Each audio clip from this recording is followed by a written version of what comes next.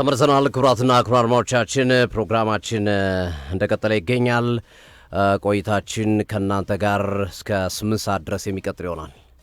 ቀዳሚ ጉዳያችን ወደ አርሰናል ቤት የሚወስደን የሚሆነው ትናንት ሰንደርላንድና ማንቸስተር ሲቲ ተጫውቶ አርሰናል ያተረፈበት ምሽት ሆኖ ነው ያለፈው። የትናንትናው ምሽት በጣም የተለየ ነበረ ለአርሰናሎች።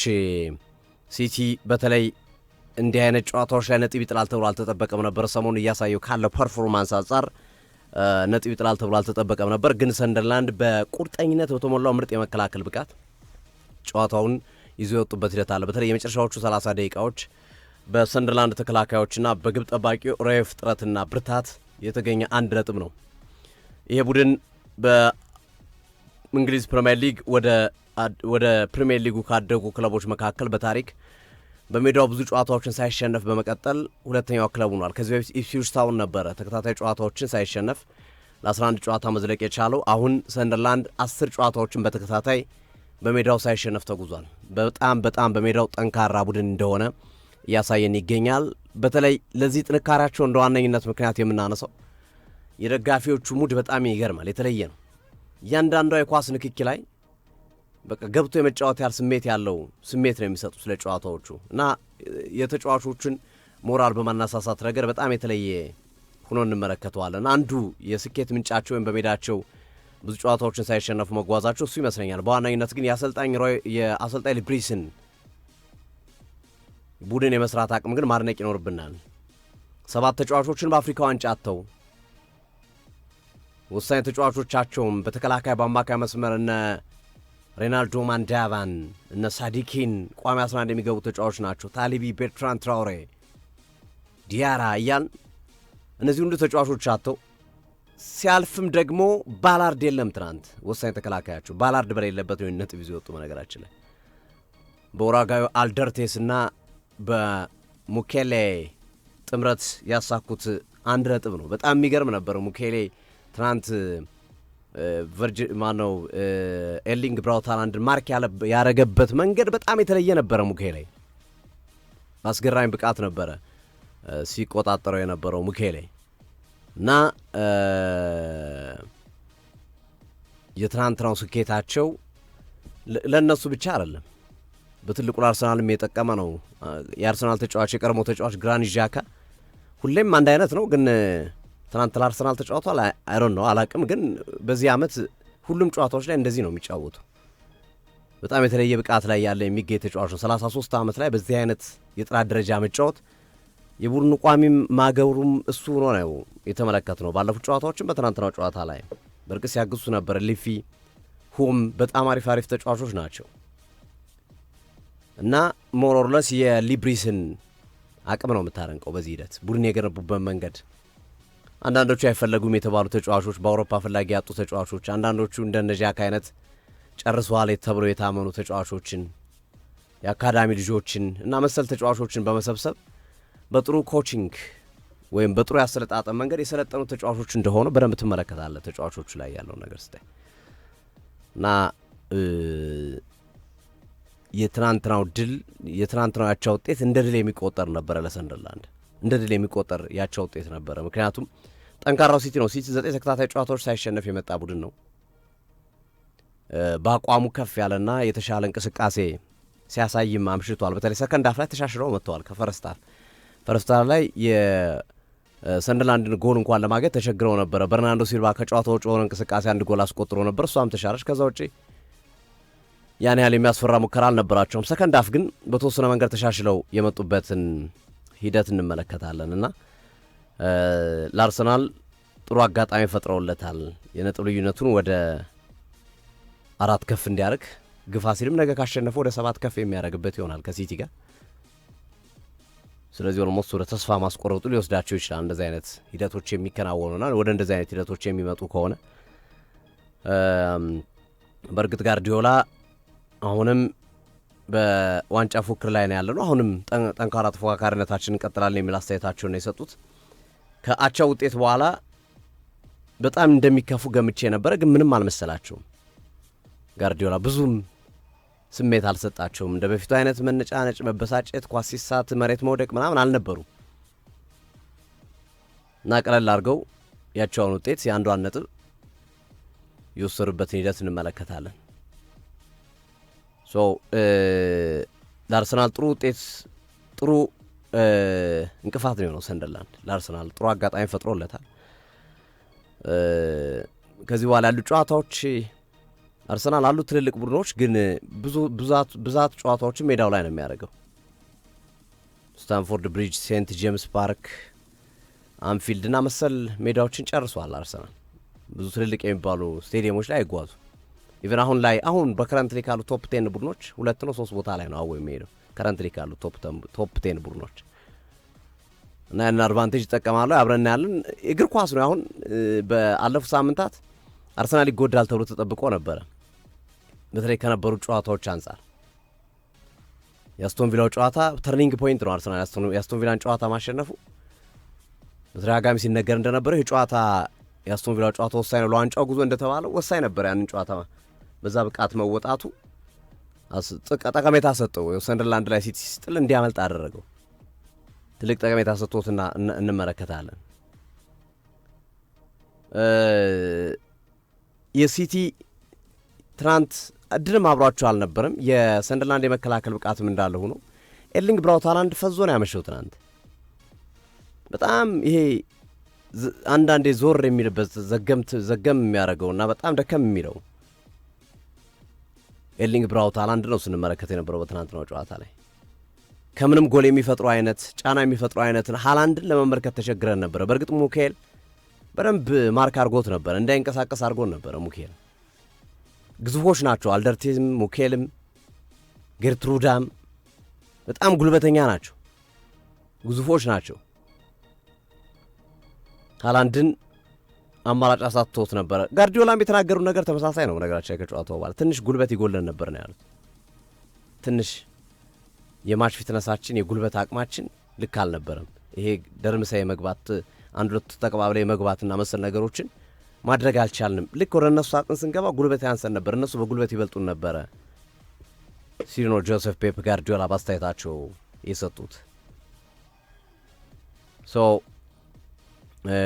የትናንትናው ጨዋታ ለመድፈኞቹ ያው ምንም ጥያቄ በሌለው መንገድ ጥሩ አጋጣሚ ነው። ይህንን አጋጣሚ ይበልጥ ለመጠቀም ነገ በርንማውዝ ከአርሰናል ምሽት 2:30 ላይ የሚከናወን ጨዋታ ነው። በበርንማውዝ በኩል በነገው ጨዋታ ላይ አንቷን ሲሜኒዮ ይሰለፋል ብሏል። አንዶኒ ራዮላ ዝውውሩ ስላልተጠናቀቀ ይሰለፋል ብሏል። በሚቀጥሉት 24 ሰዓታት ዝውውሩ ይጠናቀቃል ተብሎ እየተነገረ ነው ያለው ወደ ሲቲ። ሲሜኒዮ ሲቲ ቤት ለመምጣት ጫፍ ላይ ደርሷል። ሌላ ጊዜ እንመለከተዋለን። የሲሜኒዮን ምርጫ ልክ ነው ወይ? ዶኩን ያስቀምጣል ወይ ሲቲ ቤት እንደነ ኮቫች ለመቀመጥ ነው የሚሄደው የሚለው በቀጣይ ጊዜ እናነሳዋለን። ግን ዙሮ የሲሜኒዮ ዝውውር ሊያልቅ ተቃርቧል። በነገራችን ላይ 9 ጎሎች፣ 3 አሲስቶች፣ 45 ሹቶች፣ 86 ሳጥን ውስጥ ንክኪ፣ 96 ሳጥን ውስጥ ፓስ በማድረግ በጣም የተሳካለት ተጫዋች ነው አንቷን ሲሜኒዮ አጥቂ መስመሩ ላይ። ስለዚህ ይሄ ተጫዋች በነገው ጨዋታ ላይ የመኖር እድሉ ሰፊ ነው። አንዶኒ ራዮላም ያንን ተናግሯል። ግን ላይኖርም ይችላል። 24 ሰዓት ማለት እስከ ነገ ምሽት ድረስ ስለሆነ ካለቀ ዝውውሩ ሊጠናቀቅ ይችላል ተብሎ ይጠበቃል። ሪያን ክሪስቴ፣ ጋኖን ዶክ፣ ታይለር አዳምስ እነዚህ ተጫዋቾች ግልጋሎት የማይሰጡ ተጫዋቾች ናቸው። በርንማውዞች ከአርሰናል ጋር ካረጓቸው 14 ጨዋታዎች አንድ ብቻ ነበር ማሸነፍ የቻሉት። 11 ድል 2 አቻ አድርገው ነበረ። በ14 ጨዋታ አንድ ድል ቢኖራቸውም ባለፈው ዓመት ግን አርሰናል ላይ ደብል ሰርተውበታል። ደርሶ መልስ አሰልጣኝ አንዶኒ ራዮላ። በእርግጥ የዘንድሮ የአንዶኒ ራዮላ ቡድን በአምናው ልክ ጠንካራ ነው ወይ ጥያቄ ያስነሳል። አንዳንዴ ሸለብ ያደርገዋል፣ አንዳንዴ ነቃ ለማለት ይሞክራል። ግን ስቲል አሁንም ድል ካየ 10 ጨዋታዎች አልፈውታል። 3 ነጥብ ካዩ ማለት ምን ያህል ደካማ እየሆነ እንደመጣ ማሳየ ነው። በርንማውዞች የሊጉን መሪ የሆነ ቡድን በተለያየ ጊዜ አግኝተው ከ13 ጨዋታ አንዱን ብቻ ነው ማሸነፍ የቻሉት። 2024 ላይ ሲቲ መሪ በነበረበት ሰዓት 2-1 ያሸነፉት ከዛ ውጭ በየትኛውም አጋጣሚ መሪ ወይም የሊጉ መሪ የሆነ ቡድን አግኝቶ አሸንፈው አያውቁም። 2011-12 በኋላ በአዲስ ዓመት ማግስት ካደረጓቸው ጨዋታዎች አንድ ጨዋታ ብቻ ነው ማሸነፍ የቻሉት። 2025 ላይ ኤቨርተን 1-0 ያሸነፉበት ውጤት ማለት ነው። ባለፉት 14 ዓመታት በተከታታይ 14 ዓመታት በርማውዝ አንዴ ብቻ ነው ማሸነፍ የቻለው። ባለፈው 2005 የዛሬ ዓመት ማለት ነው። ልክ 2005 እንደገባ 2-1 ሲቲን ነው ኤቨርተን 1-0 ያሸነፉበት ውጤታቸው የሚጠቀስ ነው። እና በታሪኩ በርማውዝ የክለቡን የምንጊዜ መጥፎ ጉዞ እያደረገ ነው ያለው። ማን ነው በርማውዝ ሳያሸንፍ የተጓዘው?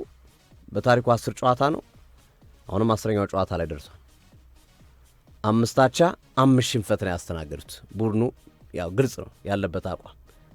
ማክሲመም ላቻ ነው የሚመጣው ማለት ነው ከአርሰናል ጋር ለመጫወት። ለማሸነፍ የሚመጣ አይነት ቡድን አይደለም ማለት ነው። ያለፉት 10 ጨዋታዎቹ የሚያሳዩት ይሄንን ነው። በአርሰናል በኩል የሚነሱ ጥያቄዎች አሉ። ጋብርኤል ማጋሌሽ ለነገው ጨዋታ ዝግጁ ነው። ምናልባት እንግዲህ ተከታታይ 90 ደቂቃ ላለማጫወት ከጉዳት ከመምጣቱ ጋር ተያይዞ አማራጮችን ካላዩ በስተቀር ሚካኤል አርቴታ ዝግጁ ነው።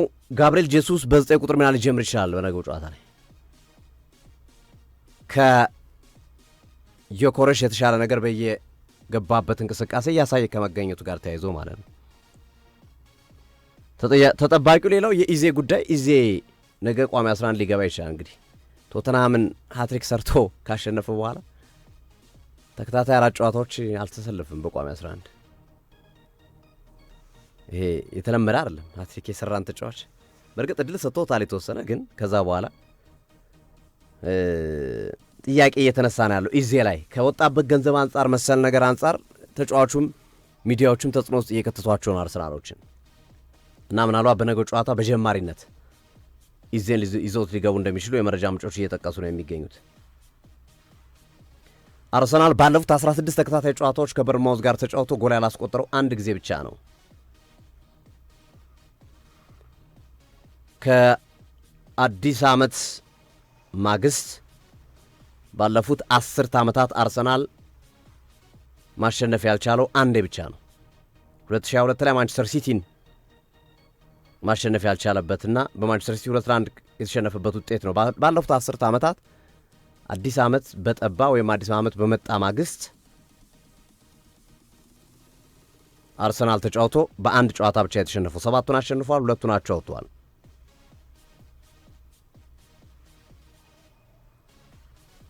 በ16 ያለፉት ጨዋታዎቹ በተመሳሳይ አንድ ጊዜ ብቻ የተሸነፈው በሁሉም ውድድሮች 4 ተከታታይ ድል አድርጓል። 12 ድል 3 አቻ 1 ሽንፈት በአስቶን ቪላ የተሸነፈበት ብቻ የሚጠቀስ ነው። ሊያንድሮ ትሮሳርድ ጎልና አሲስቶቹ ሲደመሩ የአርሰናል ኮከቡ ተጫዋች እሱ ነው።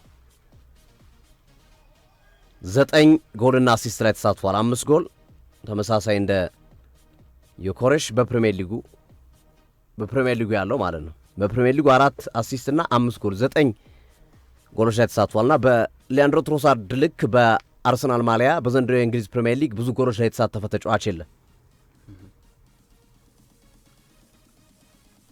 ትሮሳርድ የአርሰናል ቁልፍ ተጫዋች የሆነ መምጣቱን ማሳያ ማስረጃ ይመስላል ይሄ ማስረጃና ነገ 2:00 ላይ የሚደረገው የበርንማውዝና የአርሰናል ጨዋታ እንግዲህ ይጠበቃል። በአብዛኛው ለአርሰናል ያደላ አርሰናል የማሸነፍ እድሉ ሰፊ ነው። ከበርንማውዝ እንደጠቀስኩት 10 ተከታታይ ጨዋታ ላይ ድል ማድረግ አልቻሉም። አንቶኒ ራዮላ ቡድናቸው ላይ መቀዛቀዝ ዲክላይን የማድረግ ነገር እንመለከታለን።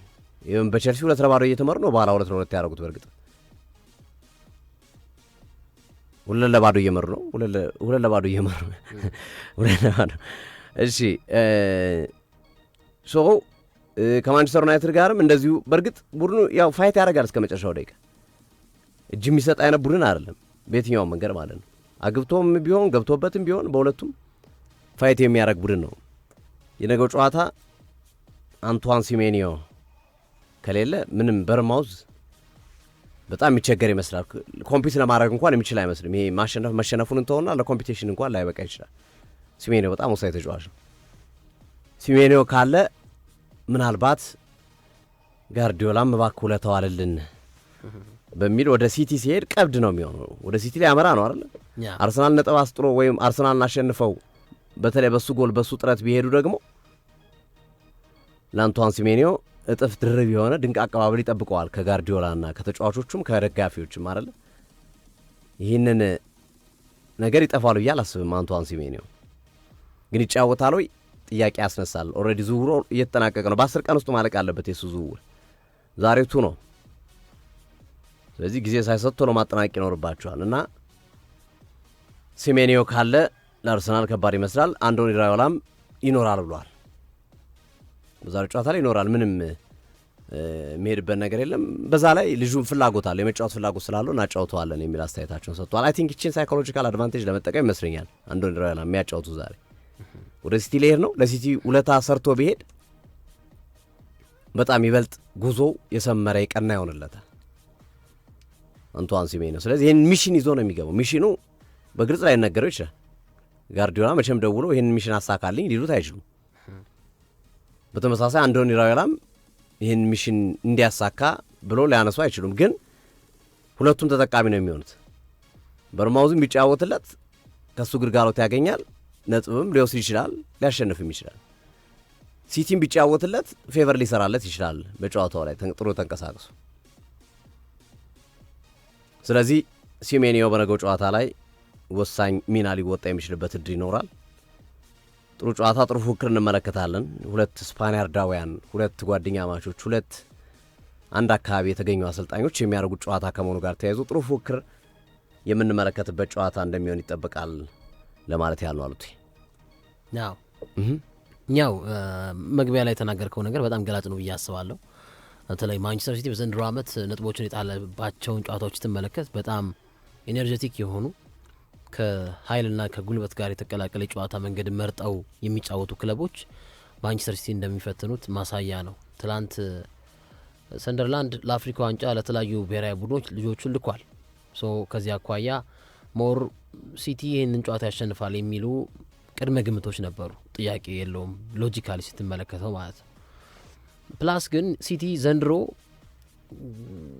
የጨዋታ ሺፍቲንግም አለው፣ ሚክስድም የሆነ የጨዋታ መንገድም ይከተላል። በኳስ ቁጥጥር ላይም አንዳንድ የለም ስትለው ጥሩ ይሆናል፣ አለ ስትለው ደግሞ ኳስ ቁጥጥር ላይ ዝቅ ይላል እና ረጃጅም ኳሶቹ በተለይ ለዳኖርማ የሚጠለዙ ኳሶች አሉ። ግን አሁን የሪያን ሸርኪን ብቃት ካገኙ በኋላ በተለይ ጥሩ ከሆነ በኋላ ስክት ካለ በኋላ የኬቨን ደብረን አልጋ ወራሽነትን ቦታ ከያዘ ወዲህ የኳስ ቁጥጥር የበላይ እየሆነ መጥቷል። ጥያቄ የለውም። ትናንቱ ጨዋታ ላይም የኳስ ቁጥጥር የበላይ ሆናል። ግን በአልፎ አልፎ ጎሎችን በሚያስፈልጉ ጨዋታዎች ላይ ቲሙ ጎል ሲያስፈልገው እንደ የተጋጣሚው በካውንተር አታክ የሚመስል ከዛ ድጋሚ ደግሞ ረጃጅም ኳሶችን የሚመስል አይነት የጨዋታ መንገዶችን ሲከተሉ ትመለከታል። ትላንት እንደውም ፈርስት ሃፍ ሲቲ ጥሩ አልነበረም። ለግብ የቀረቡ ኳሶችን በሰንደርላንድ በኩል ተመልክተናል። በሌላ በኩል ከረፍት በኋላ በዋናነት የመጨረሻዎቹ 30 ደቂቃዎች ላይ ማንቸስተር ሲቲ ለማጥቃት ሙከራ አድርገዋል፣ አልተሳካም እና ሲቲ ዘንድሮ የጣለባቸው ነጥቦች ብትመለከት በዋናነት ከዚህ ከጉልበትና ከኃይል ከተቀላቀለ የጨዋታ መንገድ ጋር ኒውካስትል ዩናይትድ አስጥሎታል፣ አሸንፎታል። ቶተንሃም ሆትስፐር ማንቸስተር ሲቲን አሸንፎታል። እንዜን ሌላኛው ክለብ ደግሞ ትላንትና ሰንደርላንድ አስጥሎታል ነጥብ እና ብዙ ጊዜ ኳስ የሚጫወት ቡድን ከሲቲ ጋር ኳስ ሲጫወት ሁለቱም አንድ አይነት የሆነ የጨዋታ መንገድ ለመከተል ሙከራ የሚያደርጉት ኳስ ብልጫ ያለው ቡድን ያሸንፋል። ግን ሲቲ ፕላን ቢ የለውም።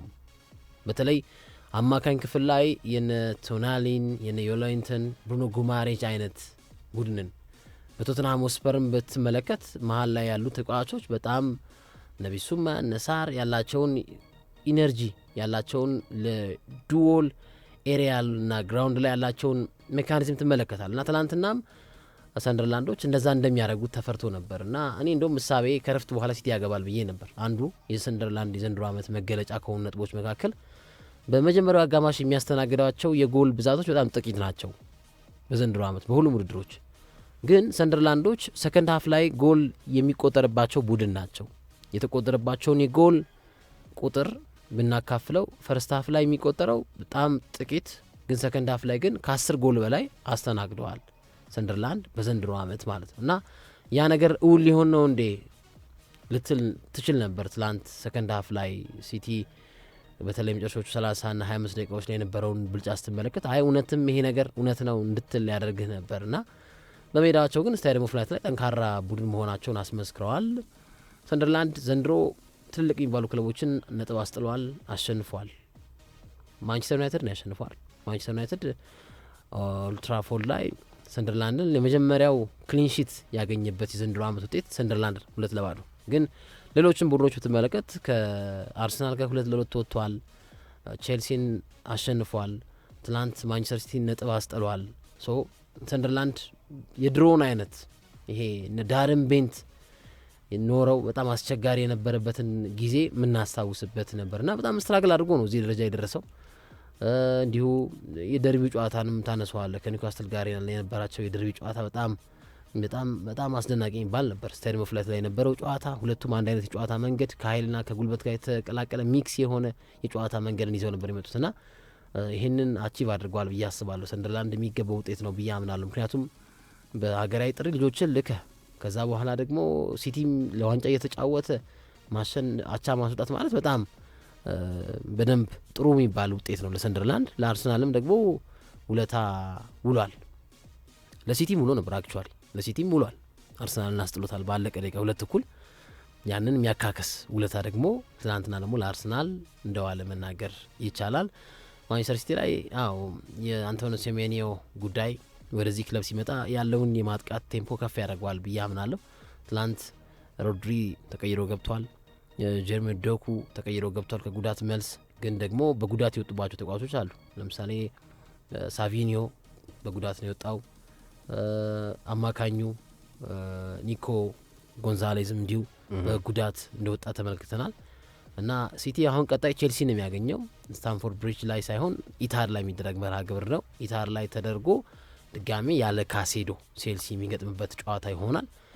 ግን ብዙ ጊዜ በዓለም አቀፍ ደረጃም በሀገራችንም ደረጃ ስትመለከተው አሰልጣኝን አሰናብተው የሚመጡ ክለቦች በቀጣዩ ጨዋታ ላይ በጣም ያንን ባድ ትውስታ ወይም ደግሞ ቶክሲኩን ነገር ትተውት በአዲስ ሪፍሬሽ ሆነው ጨዋታቸውን ሲያደርጉ ትመለከታል። የቅርብ ምሳሌ በሀገራችን ኢትዮጵያ ቡና አሰልጣኝ አብይ ካሳሁንን ካሰናበተ ወይም በስምምነት ከተለያየ በኋላ ከባድ ጨዋታ ነበር የገጠመው።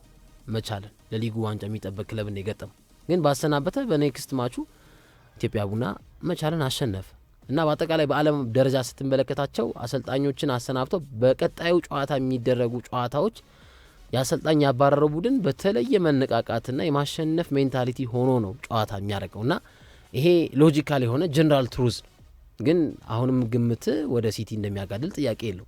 አትሊስት ካሴዶ ቢኖር ጨዋታውን ሊቆጣጠር ይችላል ብለህ ታስባለህ። ግን ማንቸስተር ሲቲ ደግሞ እንደ ቼልሲ ያሉ ክለቦች ደግሞ ሲፈትኑት ትመለከታል። እንደ ቶተንሃም ያሉ ክለቦች ሲፈትኑት ትመለከታል። የአውሮፓ ቻምፒዮንስ ሊግ ፍጻሜ ዋንጫን ነጥቆታል ቼልሲ በካይ ሃቨርትዝ ጎል። በፕሪሚየር ሊጉ ጨዋታዎችን አሸንፎታል። ኢቨን ቶተንሃም ሆስፐር፣ ቼልሲ፣ ሊቨርፑል ለሲቲ የሚተኙ ቡድን አይደል። ማንቸስተር ዩናይትድን በተወሰነ መልኩ እና እነዚህ እውነታዎች ናቸው። ግን ከአቻ መልስ የሆነ መርሃ ግብር ስለሆነ በተለየ መነቃቃትና ተነሳሽነት ሆነው የቀጣዩን ቼልሲ መርሃ ግብር ያደርጋሉ። በርንማውዝ ከአርሰናል ቆንጆ ጨዋታ እንመለከታለን ብዬ አስባለሁ። ቪታሊቲ ላይ የሚደረግ መርሃ ግብር ነው። የሴሜኒዮ የሚኖር ከሆነ ጨዋታው ከባድ ይሆናል እንደኔ እምነት ማለት ነው። ሴሜኒዮ ራዮላም ይኖራል ብለዋል በፕሪማች ሀሳባቸው። ግን ከሌለ ጨዋታው ሙሉ በሙሉ ወደ አርሰናል ያማዘነ ይሆናል ብዬ አስባለሁ። ግን አርሰናል በአጠቃላይ ስትመለከተው አርሰናል የሚገጥሙ ክለቦች አርሰናልን ከመግጠማቸው 1 ሳምንት ወይ 2 ሳምንት የሚያደርጓቸው ጨዋታዎች እነሱም ውጤት ለማግኘት ወይም ትልቅ ቡድንን ስለሚገጥሙ ያላቸውን ነገር አባክነው አሟጣው ነው የመጡት። ለምሳሌ አርሰናል በዚህኛው የሳምንት ከበርንማውዝ ጨዋታ በፊት ማን ነው የገጠመው? አስቶን ቪላ ነው የገጠመው። አስቶን ቪላ የአርሰናልን ጨዋታ ከማድረጉ በፊት ቼልሲን የገጠመው በጣም ኃይል አሟጦ በጣም ኢነርጂውን ሉዝ አድርጎ ልጆቹን በቅጣት ሰለባ አቶ ከዛ በፊት ማንቸስተር ዩናይትድ ነው የገጠመው። ስለዚህ ለአርሰናሉ ጨዋታ ተዳክሞ ነው የሚመጣው አስቶን ቪላ ብለህ ብትናገር እውነታ ነው። ለዛም 4 ገባበት እና አሁንም አርሰናል የሚያገኘው በርንማውዝ ነው። በርንማውዝ ከአርሰናልን ከማግኘቱ በፊት ያባከናቸው ኢነርጂዎች ያወጣቸው ኃይሎች ብዙ ነገሮችን ለአርሰናል ግምት እንድትሰጥ ያደርጋል። ምክንያቱም በርነማውዝም በዚህኛው መርሃ ግብር ላይ የተጫወተው ከቼልሲ ጋር እየመሩ ነው እንደውም አቻ ያወጡት። ከዛ በፊት ማንቸስተር ዩናይትድን የገጠመበት ጨዋታ ጊዜም የ4-4 መርሃ ግብርም በቅርብ የሚነገር ነውና አርሰናል የሚገጥሙ ቡድኖች ልክ እንደ አርሰናል ትልቅ የሆነ ቡድን ገጥመው ስለሚመጡ በቀጣይ በአርሰናል ፊክስቸራቸው ሙሉ ኢነርጂያቸው ሉዝ አድርገው ተዳክመው ለተጫዋቾች ረፍት ሳይሰጡ በቅጣት ሆነው ነው የሚመጡትና የሴሜኒዮ ጉዳይ እንዳለ ሆኖ አርሰናል በዚህ አድቫንቴጅም ሊጠቀም ይችላል ብዬ አስባለሁ። ከኮሬሽ ይልቅ አሁንም የኔ ምርጫ ገብርኤል ኢየሱስ ነው። ገብርኤል ኢየሱስ እዚህ ጨዋታ ላይ ቢሰለፍ ብዬ አምናለሁ። የኢዜም ጉዳይ በተለይ ወልቭዙ ጨዋታ ላይ ይመስለኛል ከአርቴታ ጋር የተደባበሩት ወልቭዙ ጨዋታ ላይ ጊዜ ሰጥቶታል። ብዙ ተጠብቆ ነበር፣ ግን ከሱ የወጡ የክሬቲቪቲ የኳሶች መጠን አነስተኛ ነበር። በባከነ ደቂቃ በኦንጎልም ቢሆን አሸንፏል እና ከዛ በኋላ እድሎችን እያገኘ አይደለም። በእርግጥ በታሪክ በለንደን ደርቢ ሃትሪክ የሰራበት አጋጣሚ በጣም አስደናቂ የሚባል ነገር ነው። ግን ከወልቭሱ ጨዋታ በኋላ ደግሞ ማይክል አርቴታ ትንሽ ፊታቸውን ጨፍገግ ያደርጉበት ጀርባ የሰጡበት ነገር እንዳለ መናገር ይቻላል። ግን አርሰናል አሁንም በማሸነፍ ጉዞ ውስጥ ያለ ነው። ስለ ልቦናው ከፍ ብሏል። አሁን የነጥብ ልዩነቱ ከ2 ወደ 4 ከፍ ብሏል። በሲቲና በአርሰናል መካከል ያለው ነጥብ ልዩነት ይሄ የሚካድ አይደለም። ግን አሁን ስቲል አሁንም ሮቴሽኑ ገና 19 ገደማ መርሃ ግብሮች ስለሚቀሩት የፕሪሚየር ሊጉ ጨዋታዎች እንዲህ ነው ብለ መናገር አችልም። ግን ማርጅኑ ከ2 ወደ 4 መስፋት ለአርሰናል እፎይታ የሚሰጥበት ነገር አለ። ቢያንስ አንድ ስህተት ራሱ ቢሳሳት ወይም አንድ ነጥብ ራሱ ቢጥል ድጋሚ ስህተቱን የማረም ጊዜ የጨዋታ እድል ይሰጡታል ብዬ አስባለሁ። አሁን በበርንማውዝ ጨዋታ ላይ እንበልና ቢጥል ቼልሲ ሊያሸንፍም ሊሸነፍም ይችላል በሲቲ። ግን የአርሰናል መሪነት አይቆምም። በአንድ ሳምንት በአንዴ ወደ ሁለተኛ ደረጃ የሚሄድበት ቅጽበት የለም አሁን እሱን አስወግዷል። ይሄ ሌላ ትልቅ የሚሰጠው አድቫንቴጅ ነው ብዬ አምናለሁ። ቀጣይ ደግሞ ሲቲ መርሃ ግብሮቹ አሉ፣ ትልቅ ጨዋታዎች አሉት። ከቼልሲም በኋላ እነ ማንቸስተር ዩናይትድ የሚያገኝበት መርሃ ግብር አለ። በእርግጥ አርሰናል ደግሞ እንዳልከው ሶፊ ትልቁ ጨዋታዎች በሜዳው የሚያደርጋቸው ናቸው እና በደጋፊ ፊት የሚያደርገው መርሃ ግብር ከመሆኑ አኳያ ሌላ የሚሰጠው አድቫንቴጅ ነው ማለት ይቻላል። በጣም አሪፍ አድማጮቻችን፣ ፕሮግራማችን እንደቀጠለ ይገኛል። ለአጋሮቻችን እውቅና እንስጥና በቀጥታ ደግሞ ሌሎች ጉዳዮቻችን ማነሳሳት እንቀጥላለን። የኢትዮጵያ ብሔራዊ ቡድን አሰልጣኝ ሹምሽር እና ሹመት ጉዳይ እናነሳዋለን። አጠቃላይ ሂደቱ ምን ይመስል ነበር የሚሉትና መሰል ነገሮችን፣ ከዛ ደግሞ ወደ ፕሪሚየር ሊጉ ተመልሰን ሲቲ ከቼልሲ የእሁዱ ምሽት ፍጥጫ፣ ሊድስ ከማንቸስተር ዩናይትድ ቅዳሜ ምሳ ሰዓት ላይ እሁድ ምሳ ሰዓት ላይ የሚደረግ ጨዋታ ነው። ሁለቱንም ጨዋታዎች እንዳስሳቸዋለን። ጉዳትና መሰል ነገሮችንም አያይዘን የምናነሳሳቸው ይሆናል። አብራችን ቆዩ። አጋራችን እናት ባንክ ነው። እናት ባንክ ይመቻችሁ ያላችሁ ይገኛል። እናት መናን በመጠቀም ወደ ትምህርት ቤት ልጆቹ ከትምህርት ቤት ጋር ያለውት ግንኙነት ክፍያና መሰል ነገሮችን በእናት መላ ትምህርት ቤቶች ሲያስከፍሉ በጣም ቀላል ኢዚና ለመቆጣጠር አመች ይሆናል። እናት ባንክን ይጠቀሙ እንሎታለን። እናት ባንክና ሌሎች አጋሮቻችን መልእክቶች ዲጄ ዴቭ ያስደምጠናል። ስንመለስ በቀጥታ ወደ ኢትዮጵያ ወደ ሀገር ውስጥ እንገባና ተመልሰን እንወጣለን። አድማጮች ጥያቄ እየጠየቁ ነው። የአርሰናል ጉዳይ በዚሁ ዘግተን መውጣት ስላለብን ራይስና ካላፊዮሪን ማጋለሽ ያው ቀደም ገልጬላችኋል። ራይስ ለነገው ጨዋታ ይደርሳል ብሏል ሚካኤል አርቴታ። አንድ ሴሽን አንድ ልምምድ እንጠብቀዋለን፣ የዛሬውን ልምምድ ማለት ነው፣ ግን ይደርሳል የሚል ሀሳብ ነው ያላቸው። የካላፊዮሪ የቀደመ ጉዳቱ ነው የተነሳበት እና ጥቂት ማገገሚያ ጊዜ ስለሚፈልግ እሱን እርግጠኛ አይደለሁም ሲሉ፣ ራይስ ግን የመመለስ እድሉ ሰፊ ነው በበርንማውዝ ጨዋታ ላይ የሚሉ መረጃዎችን መስጠታቸው እየተነገረ ነው የሚገኘው። እንግዲህ ከከሰዓት በኋላ ደግሞ ይበልጥ ማረጋገጫዎቹ ፍንትው ላይ ይመጣሉ። ድብልቅልቅ ያሉ መረጃዎች ነበሩ። አንዳንዶቹ ስካን ያስፈልገዋል ተብሎ ስካን ተደርጓል ምናምን የሚሉ ነበሩ። ግን አሁን ሞሮለስ ያለው መረጃ የራይስ ጉዳት ብዙም አስጊ አይደለም። ያን ኢቭን አስጊ ቢሆን እንኳን ይሄኛው ጨዋታ ነው ያመልጠው የሚችለው የበርንማውዝ ለሊቨርፑል ጨዋታ ይደርሳል። ማክሲመም የተባለው የጉዳቱ መጠን ማለት ነው። በማክሲመሙ ቢኬር እንኳን 2 ሳምንት ነው የሚያቆየው የተባለው። ይሄኛውን ሳምንት ጨርሷል። ቀጣዩ ሳምንት ከሊቨርፑል ጋር ሐሙስ ነው ገና የሚጫወቱ ሰው በደንብ አገግሞ መምጣት ይችላል። ግን ለነገውም ጨዋታ የመድረስ እድል አለው የሚል መረጃዎች እየወጡ ነው። በዚህ መንገድ ነው ምንም የከፋ ነገር የለም በአርሰናል ቤት ውስጥ ከጉዳት ጋር በተያያዘ የከፋ ነገር የለም። የነበሩት ተጫዋቾችም የሚቀጥሉ ነው የሚሆኑ ስለማለት ያህል ነው። ተመልሰን እንምጣ። ዲጄ መልእክቶችን ያስደምጥ። ይህ ቅንጡ ሁሉን ያሟላ አመቺ በሆነ ስፍራ የሚገኘው ሮሚ የውበት ሳሎንና ስፓ ነው። በሮሚ ሳሎንና ስፓ እጅግ ዘመናዊ ከሆነው የሞሮኮ ባስ፣ የስቲም፣ የሳውና፣ የማሳጅ፣ የፊት ቆዳ እንክብካቤ አገልግሎት ጀምሮ ባህላዊ ትውፊቱን ጠብቆ ከተፈጥሮ ተቀምሞ ለጤናና ውበት ተስማሚ የሆነውን የወይባ ጢስ በልዩ መስተንግዶ ከኛ ጋር ያገኛሉ። በሮሚ ሳሎንና ስፓ የወንዶች፣ የሴቶች፣ የህፃናትና የአዋቂ ውበት ሳሎን በጥበብ በተካኑት ባለሙያዎች በውበት ላይ ውበትን ይደርባሉ። ሮሚ ሳሎንና ስፓ ከወዳጅ ዘመድ ከሚወዱት ጋር ጣፋጭ ጊዜን ለማሳለፍ ሲያስቡ የቪአይፒ አገልግሎትን አዘጋጅተናል። ውብ ጊዜን አሳልፈው የመረጡትን የኮስሞቲክስ እቃዎች ሸምተው ይወጣሉ። እርስዎ ብቻ ብቅ ይበሉ። ስለ ውበት ሁሉም ያለበት ቦታ ሮሚ ሳሎንና ስፓ። አድራሻችን ከመገናኛ ወደ እንግሊዝ ኤምባሲ በሚወስደው መንገድ ሚናሮል ህንፃ 4ኛ ፎቅ ላይ እንገኛለን።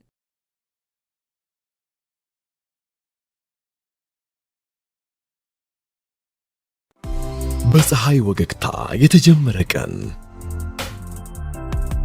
በጥንቃቄ ላይ ዕውቀት ከደረቡት ዘመን ያፈራውን መሳሪያ አሰናድተው በቤተሰብነት ውበትን ሊስሉ ጤናን ሊጠብቁ በላቀ አስተውሎት በዘመን አቅርቦት በተሻለ ጥራት እንደ ወዳጅ መክረው ሁሉንም አሟልተው በሙያዊ ፍቅር በስራ ያሳለፉት በልዩ አትኩሮት በጥበብ ይሰሩት እርሶን ሊያስደስቱ የተጉት የለፉት እንዲዋቡበት ነው ፈገግ እንዲሉበት። አድራሻችን ከመገናኛ ወደ እንግሊዝ ኤምባሲ በሚወስደው መንገድ ሜራኖል ህንፃ 2ኛ ፎቅ ዶክተር